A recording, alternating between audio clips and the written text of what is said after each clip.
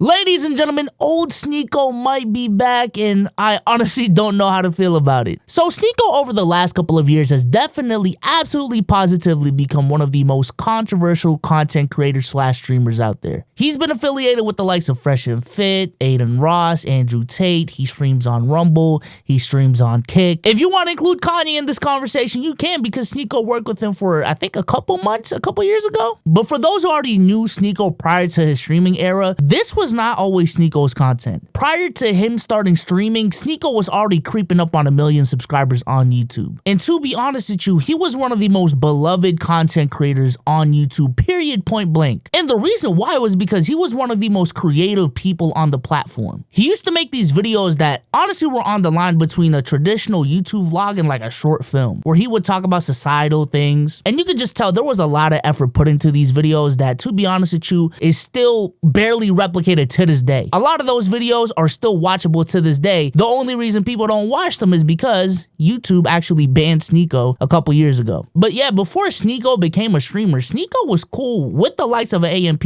I remember him being in some AMP videos before. There's a reason why that clip of him on the Peer-to-Peer podcast existed in the first place, is because he was cool with Agent and Low at the time. Hey, I'm gonna break the fourth wall to you. I used to work for Playback, and there are certain Patreon videos out there of Sneako with Low and Agent. Now, I honestly can't remember the year he started, but I think it was 2021 or 2022, and it was very clear that Sneako saw that the landscape of content creation was changing right before his eyes. He saw a lot of content creators branching out and doing different things, building different channels, building different platforms, and Sneako wanted to do the same. At this time, live stream was also taking off, and Sneako took the opportunity to start live streaming on YouTube. Actually, the specific conversation with the streamer Phantom, I went up to the Bronx to visit him. He showed me his creator dashboard and how much he was making on ad revenue, and I decided that I was just wasting my time. I just hated that he took it that way. Like, it wasn't you wasting your time.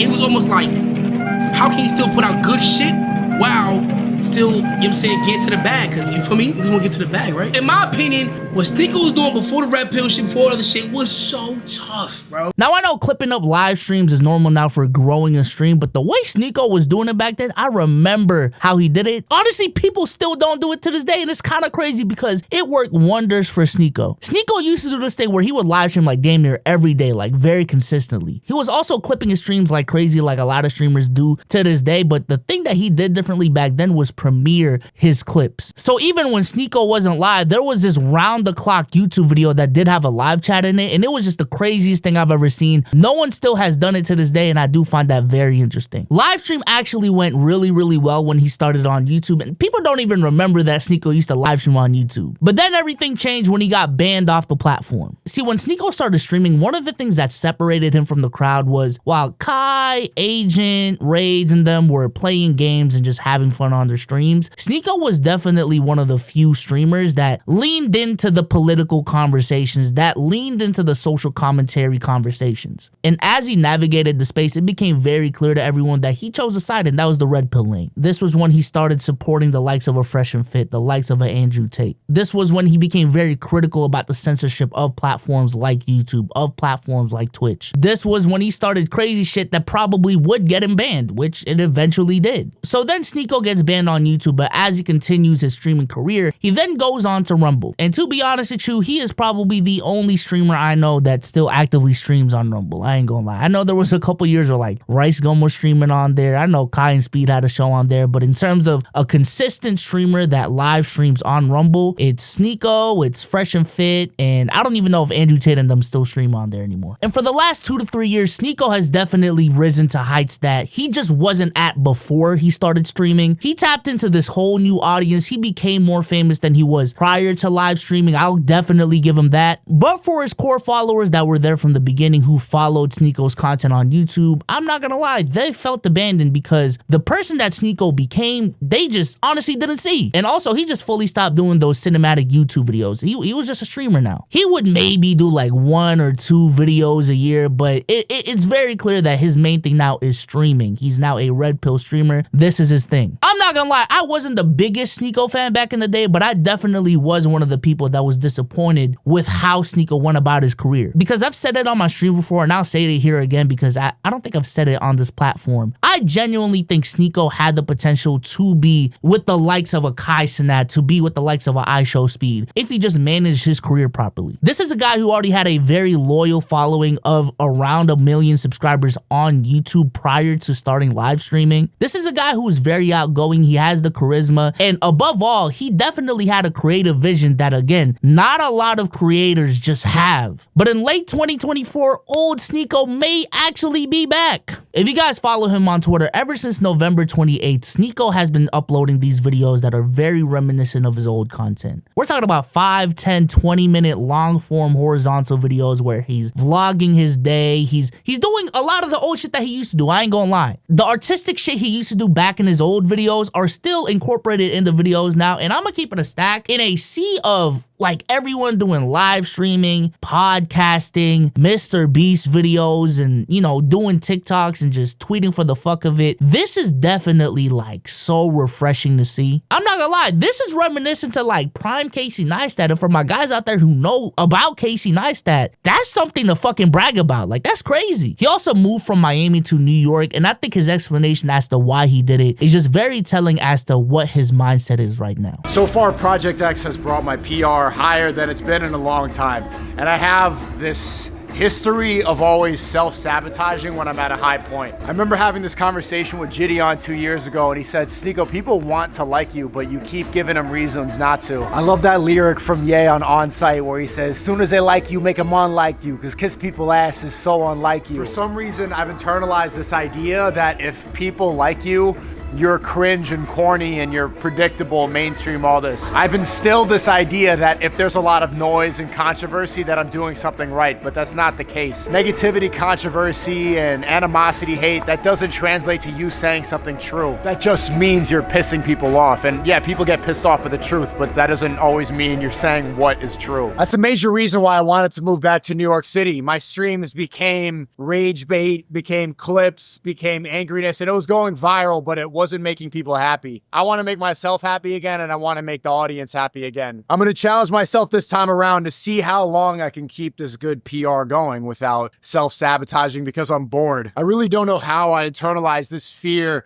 of being corporate if I'm being liked, but gotta get rid of that. Moving back to New York City is a lot more expensive. There's a lot less return immediately, but long-term, I think it's necessary. And also, it's just more important than making money and making noise and making controversy and virality all the time. I moved back to New York City to be me again. I had to come back because this is where my roots are. Streaming for 2 years had created an atmosphere where I felt almost zero artistic inspiration. And if you're looking to find a creative flow, then there's no better place to be than right here. There's this word called muse, where artists will latch onto something like a woman and call it their muse. A film director in his 50s will start dating a Parisian model in her 20s and call her my muse, she's my muse. I find New York City to be my muse. And logistically, why would I invest all my creative energy into an entertainment medium that has rejected me so many times? Banned on YouTube, you know that, but also banned off of every single streaming platform how many times? I've been alienated completely. People have run with the narrative that I'm a terrible person in that medium. There's no reason for me to invest all my time into this when you've seen how they turn me into a villain. And the villain card is fun to play. You get to be like the Joker on the outskirts all the time, but doing that for your whole life when you know you're not a bad person is not healthy. Whenever I do something positive, there's always this comment like, rare Sneako W, or I hate Sneako, but this is good. I don't like this guy, but this was like, I have to admit, I'm tired of people forcing themselves to admit when they like something that I do. To simplify, I'm tired of just living for the internet. I want to live for myself and my creation and let everything else come from there. And this is the place where I found all of that. This is why I started. I was born here and I could very happily die here too. So I found a lot of the things that he said very interesting. Number one is essentially admitting that he was rage baiting a lot in his streams, doing shit for the clout, doing shit for the numbers, that he was spreading a lot of negativity, that he does get in his own way. I think these are very interesting things when it comes to being a content creator. Because I've always maintained this belief that one of the most unhealthiest things about content creation is one-up culture. This idea that to climb climb the ladder, you have to be more extreme than what you were yesterday. Now, there's definitely healthy ways to go about it, and even this example, with everything that went on in 2024, may not even be a good one. But Mr. Beast, I think, is a brand that has been caught up in one-up culture. Mr. Beast cannot just do another video right now where he can just give away $20,000 to a random person. Like, that's gonna be an easy 10 out of 10. That is light for Mr. Beast standards. You gotta take it one up a notch. And if you don't, you're probably gonna get a 10 out of 10 video. And I think Sneako found himself in that rabbit hole with the streaming game where you have said so many extreme things that, I'm not gonna lie, you're just gonna have to lie out your ass to get the next clip off. Say things that you may not even believe in. Say things that are truly just to anger people so you can get that next clip off and continue to grow your stream. And that is a very unhealthy environment to be in. Also, from certain comments that I've heard from Sneako this year, this definitely didn't seem like an overnight thing. There's been a couple clips that I've heard of him contemplating, you know, the red pill movement and not trying to be a part of it and all these different things. I was part of the red pill masculinity alpha male thing for a while. And then you realize it's kind of Jewish and gay. If they're going to advocate for vasectomies so that you could have a bunch of sex with whores in America, and you're afraid of getting her pregnant, so you're just going to sleep and have meaningless sex, literally, because the purpose of sex is to procreate, and you're going to go and change your body so that you can rub your skin parts against a woman, you're gay. To the point where for the last couple of months, if anything, Sneako has been criticized for being too wishy-washy and not being consistent with his takes. Like, you know, people have said that Sneako doesn't really stand for anything because he just goes wherever the cloud is. And that does bring me to my next point, which is a question that a lot of people have with Sneako's new videos is this just his next grift? Is this just his next phase? Is this just the next thing he's doing because he's lost so many connections, his PR is down the gutter, his numbers are down, that, hey, this is the thing that he can do to revive his own career? He's not really turning the corner, and this is just another attempt for him to get content off that's gonna get him views, which it is getting him a lot of views right now. And to be fair to Sneako, I don't think he's done a full 180 with his brand. I think a lot of the beliefs that he had, he still probably thinks the world is too sensitive and everyone's a snowflake. I don't think he regrets voting for Donald Trump and all those different things. Like, he didn't just go from a red pill to a soy boy overnight. I don't think that's what happened here. Now, this is something I'm wondering, and I think I'll get my answer once I see this whole situation play out, is the question of, can the canceled be uncanceled? To put it in layman's terms, what if Kanye West actually went back to old Kanye in 2024 or 2025? Like, what would be the reception of that be? Because this is essentially what this is in the content creator world. People have literally even made the comparison to Sneako and Kanye before. I know that sounds crazy and y'all might clown me for that, but the comparison has been made before, that Sneako is the Kanye of YouTube. And what we're seeing right now is Sneako go back to his roots, literally and figuratively. I do genuinely wonder if Sneako can get back to a point where he just becomes more PR friendly, or at least PR friendly enough to the point where like a Kai or a Rage or, you know, traditional mainstream content creators feel comfortable enough to associate with Sneako again. Because at the end of the day, I'm not trying to downplay what they've said and done in the past, but maybe I am by saying this. Sneako and Aiden and all these dudes got banned off of certain platforms because of hate speech and because of things that they've said.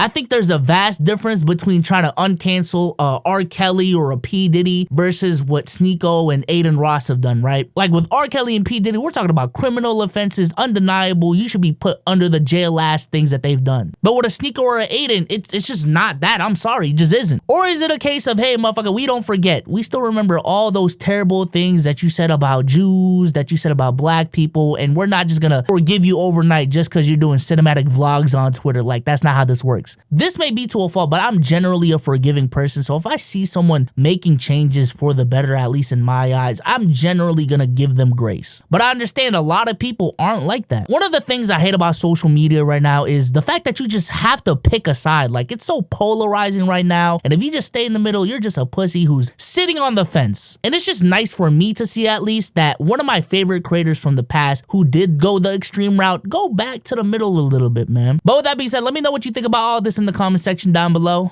and I'm out of here, man. Peace.